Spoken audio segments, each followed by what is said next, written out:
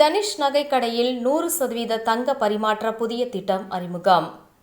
கோவை மேட்டுப்பாளையம் வெள்ளக்கிணறு பகுதியில் இயங்கி வரும் தனிஷ் நகைக்கடையில் அந்நிறுவன மண்டல வணிக மேலாளர் சந்திரசேகர், வட்டார வணிக மேலாளர் வினீத், அசோகன், முத்துசாமி, பிரான்சைஸ் நிர்வாக இயக்குநர் ஆகியோர் 100% தங்க பரிமாற்றம் புதிய திட்டத்தை அறிமுகம் செய்து வைத்தனர். புதிய திட்டம் குறித்து அவர்கள் கூறுகையில், தனிஷ் நகைக்கடை தற்போது வாடிக்கையாளர்களுக்கான 100% தங்க பரிமாற்றம் என்ற ஒரு புதிய திட்டத்தை அறிமுகப்படுத்தியுள்ளோம். அதன்படி வாடிக்கையாளர்களின் பழைய தங்கத்திற்கு அதிகபட்ச மதிப்பை வழங்கிட திட்டமிட்டு கடந்த ஒரு வார காலமாக இந்த திட்டத்தை செயல்படுத்தி வருகின்றனர். கோல்டு எக்ஸ்சேஞ்ச் பாலிசி என்ற திட்டத்தின் மூலம் வாடிக்கையாளர்கள் தங்களுடைய பழைய நகைகளுக்கு கழிவே இல்லாமல் அதற்கு பதிலாக புதிய வடிவமைப்புகளை கொண்டு புதிய தங்க ஆபரணங்களாக தரம் உயர்த்தி கொள்ளும் ஒரு அரிய வாய்ப்பை பயன்படுத்தி கொள்ளலாம். இந்த திட்டத்தின் மூலம் வாடிக்கையாளர்கள் தங்கள் தங்கத்திற்கான அதிகபட்ச மதிப்பை பெறுவதை உறுதிப்படுத்துகிறது.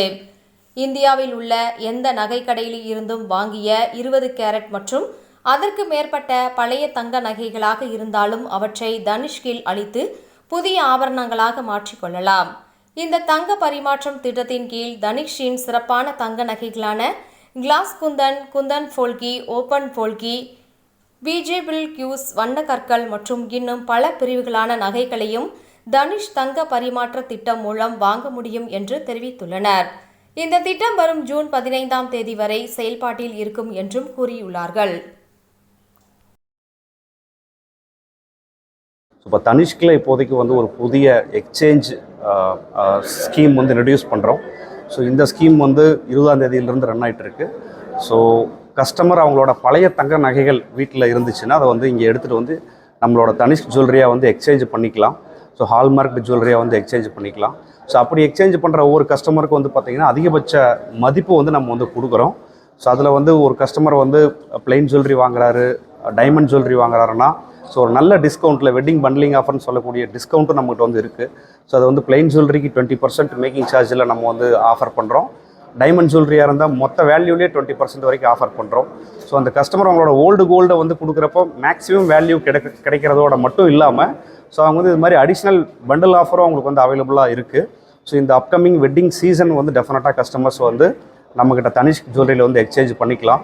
ஸோ அந்த நியூ ஜுவல்லரியை கன்வெர்ட் பண்ணுறப்போ நமக்கு பார்த்திங்கன்னா நம்மக்கிட்ட நிறைய நியூ கலெக்ஷன்ஸ் இருக்குது. ஸோ கிளாம் டேஸ்ன்ற ஒரு கலெக்ஷன் ரீசெண்டாக அக்ஷய திருதிக்கு இன்ட்ரடியூஸ் பண்ணோம். ஸோ அது நல்ல ரெஸ்பான்ஸ் இருக்குது கஸ்டமர்கிட்ட. ஸோ அந்த கலெக்ஷனாகவே கஸ்டமர் அதை கன்வெர்ட் பண்ணிக்கலாம். ஸோ இது போக கஸ்டமருக்கு எக்ஸ்சேஞ்ச் பண்ணுறது மூலமாக பார்த்திங்கன்னா அவங்களோட பழைய ஜுவல்லரி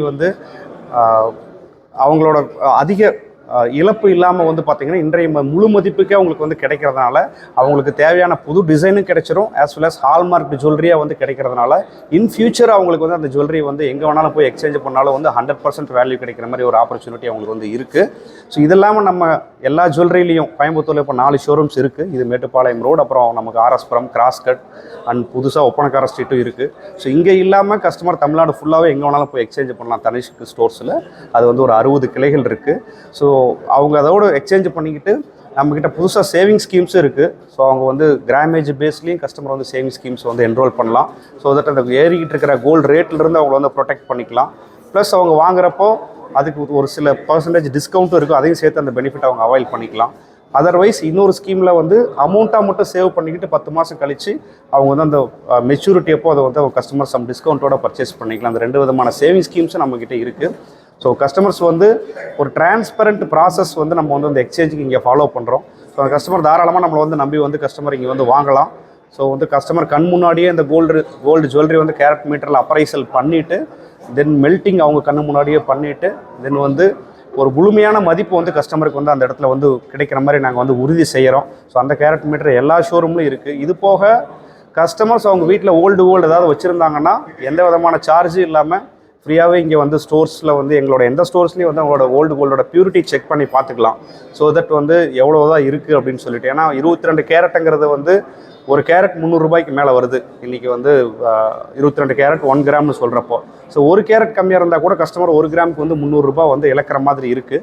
ஸோ அதனால் கஸ்டமர் தாராளமாக அவங்களோட பழைய ஜுவல்லரி எடுத்துகிட்டு நம்மகிட்ட அட்லீஸ்ட் செக் பண்ணி பார்த்துக்கலாம். க்ளீன் பண்ணுறதுனால ஃப்ரீயாகவே நாங்கள் கிளீனிங் சர்வீஸ் இதெல்லாமே பண்ணி கொடுக்குறோம். ஸோ அதுவும் அந்த ஃபெசிலிட்டி கஸ்டமர் நம்மக்கிட்ட அவைல் பண்ணிக்கலாம். சொல்கிறது கரெக்டு. பட் கோல்டு ரேட் ஏறி ஒரு வகையில் நீங்கள் சொல்கிறீங்க கரெக்டு தான். பட் கோல்டு ரேட் ஏறிட்டு போகிறப்ப இப்போ இன்றைக்கி வந்து ஒரு கஸ்டமர் வந்து ஒரு கிராமுக்கு 6000 ரூபாய் கொடுக்குறாருன்னா நாளைக்கு 6100 மாறிச்சுன்னா, எக்ஸாம்பிளுக்கு 6100 மாறிச்சு, 6200 மாறிச்சுன்னா அவர் ஒரு கிராமுக்கு 200 சேர்த்து கொடுக்கணும். பட் இதுவே ஓல்டு கோல்டாக கொடுக்குறப்போ அவர் வந்து அந்த கோல்டும் விலை சேர்த்து இருக்கிறதுனால, ஏறிடுறதுனால, அப்ரிசியேஷன் ஆயிடுறதுனால அவங்களுக்கு வந்து எக்ஸ்ட்ரா பே பண்ண வேண்டிங்கிற ஒரு அவசியம் இல்லை. ஆர் ஒரு கஸ்டமர் 10 கிராம் ஜுவல்லரி வாங்குறாரு, அதுக்கு அட்லீஸ்ட் ஒரு 5 கிராம் கோல்டு கொடுத்தாருன்னா அந்த எக்ஸ்ட்ரா பே பண்ண வேண்டியது வந்து பார்த்திங்கன்னா அந்த அப்ரிசியேஷனை அந்த ஓல்டு கோல்டே கொடுத்துருது, மீதி மட்டும் கொடுத்தா போதும். ஸோ அந்த ஒரு ரீசன்னால தான் வந்து ஏறிக்கிட்டு போகிற கோல்டு ரேட்டில் அவங்களோட வேல்யூ அதிகமாக கிடைக்கும். நீங்கள் கையில் என்ன கோல்டு எக்ஸ்சேஞ்ச் பண்ணுறீங்களோ அதுக்கான வேல்யூ அதிகமாக கிடைக்கிறதுனால அந்த பெனிஃபிட் கஸ்டமருக்கு தான் திரும்பி போகுது. ஸோ அதனால் நான் வந்து கோல்டு ரேட் ஏறுறப்போ எக்ஸ்சேஞ்ச் நல்லா தான் இருக்குது நம்மக்கிட்ட. இருக்குது சார், 100% நம்மகிட்ட வாங்குற எல்லா ப்ராடக்ட்டும் ஹால்மார்க்கெட் ஐட்டம் தான். அதுவும் இன்றைக்கி ரேட்டுக்கு எடுத்துப்போம் சார். ஹால்மார்க்கிங்கிறது நம்ம வந்து 22 கேரட்டுக்கு இருக்குது, 18 கேரட் ஆர் 19 கேரட், எந்த கேரட்டாக இருந்தாலும் அதுக்கு ஹால்மார்க்கிங் பண்ணி கொடுக்குறாங்க. 18 கேரட்டுக்கும் ஹால்மார்க்கிங் இருக்குது. ஸோ அதுவும் வந்து இன்றைக்கி ரேட்டுக்கு அப்படியே எடுத்துக்கிறோம். ஸோ அதில் வந்து எந்த விதமான கழிவு இது மாதிரிலாம் எதுவும் இல்லை. ஜிஎஸ்டிங்கிறது எல்லா இதுலையும் இருக்குது சார். இப்போ ஜுவல்லரி, எந்த ஜுவல்லரினாலும் ஒரு 3%ங்கிறது ஜிஎஸ்டி இருக்குது. ஜிஎஸ்டி ஸ்டார்ட் பண்ணதுலேருந்தே 3% தான். அது எல்லா இடத்துலையும் இருக்குது சார், அது அப்ளிகபிள் தான். ஆனால் 29க்குள்ளே ஓகே மேடம், அது தெரியல. அது வந்து எல்லாமே வந்து ஒரு ஒவ்வொருத்தின் அடிப்படையில்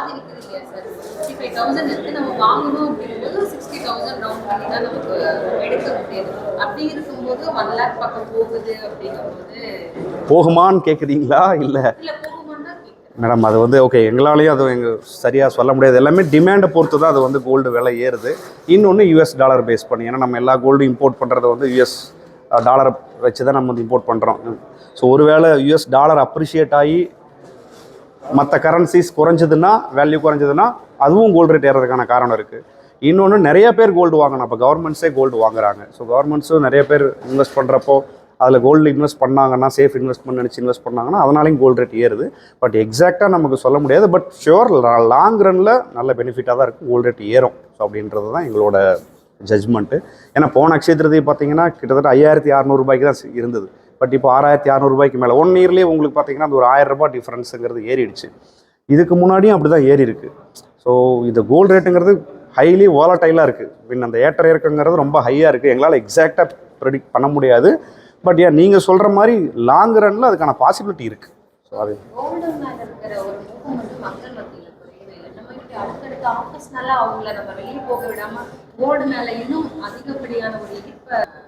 மேடம், இதில் இப்போ நம்ம வந்து நீங்கள் கஸ்டமர் வந்து ஒரு ஜுவல்லரி பிடிச்சிருக்கு, இன்வெஸ்ட்மெண்ட்டு, இன்னொன்று கிஃப்டிங். ஒன்று அவங்களோட ஃபேமிலியில் இருக்கிறவங்களுக்கு இன்வெஸ்ட்மெண்ட்டு, இன்னொன்று அவங்களுக்கு தேவையான ஃபேமிலியில் அவங்களோட வெட்டிங் ஆர் சம் ஏதாவது நல்ல அக்கேஷன் நடந்ததுன்னா கிஃப்ட்டும் பண்ணுறாங்க. இது ரெண்டுக்கும் கோல்டு வந்து ஒரு ப்ரைமரி ப்ராடக்டாக அவங்க அதை வந்து பார்க்குறாங்க. ஸோ அப்படி பார்க்குறப்போ அந்த ஜுவல்லரி வாங்க வர்றப்போ ஒருவேளை மோட் ஆஃப் பேமெண்ட் என்ன பண்ணணும், ஒன்றா கேஷ் கொடுக்கணும் அந்த ஜுவல்லரி வாங்குறதுக்கு, இல்லைனா வந்து கிரெடிட் கார்டு, அதுவும் வந்து கேஷ் தான். மேபி அப்புறமா பே பண்ண போகிறாங்க, பட் அதர்வைஸ் அது ஒன் கைண்ட் ஆஃப் கேஷ் தான். ஆர் கோல்டு கொடுக்கணும். ஸோ இது இந்த ஜுவல்லரியில் மட்டும்தான் இந்த ஒரு ஆப்ஷன் இருக்குது.